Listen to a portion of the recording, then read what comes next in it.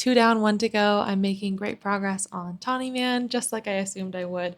At the beginning of this month, I only put Fool's Errand on my TBR, which honestly is just kind of laughable. I knew I would continue reading this series, but I'm loving the way that Robin Hobb is structuring this series in conversation with Farseer. And as someone commented on one of my previous videos, that she continues this in The Fitz and the Fool, but structurally the series is very similar to Farseer, which is really cool and allows for a lot of really interesting comparisons to be made between the series as well as between individual books. But this felt very, very much like Royal Assassin. We have a lot of court politics, a lot of time at Buckkeep, and we really are digging into Fitz's new role in the castle as he figures out what life is going to be like now that he's no longer in solitude. So this one, it did not make me cry. I got a little bit misty when one character shows back up, and that was about it.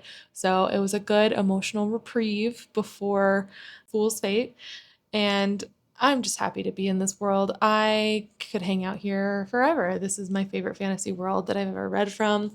And similarly to Royal Assassin, I did feel a slightly less of a personal enjoyment factor on this one because it was a little bit slower and things really only ramped up at the end.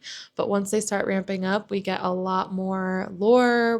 And she's really setting up for the action and the tension in the third book. And I will also say I've heard rumblings, I've heard rumors that some people on the internet think that the live ship traders can be skipped and you can just go right from Assassin's Quest to Fool's Errand. And to that I say heresy. Not only am I just a huge fan of the live ship traders, that series is everything to me. There's so much lore and development that you will just miss out on. You won't understand what people are referencing, and you won't understand foreshadowing that's happening in this book.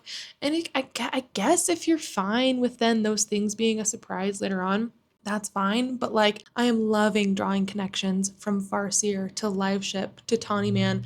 That's part of the whole enjoyment of this series, is the way that Robin Hobb is weaving all of these different pieces of information together. So can't really go much more into that without giving things away, but so much of Live Ship Traders is integral to picking up on some of the more subtle moments in Tawny Man. So my 2 cents on Golden Fool, I give this guy a 4.75.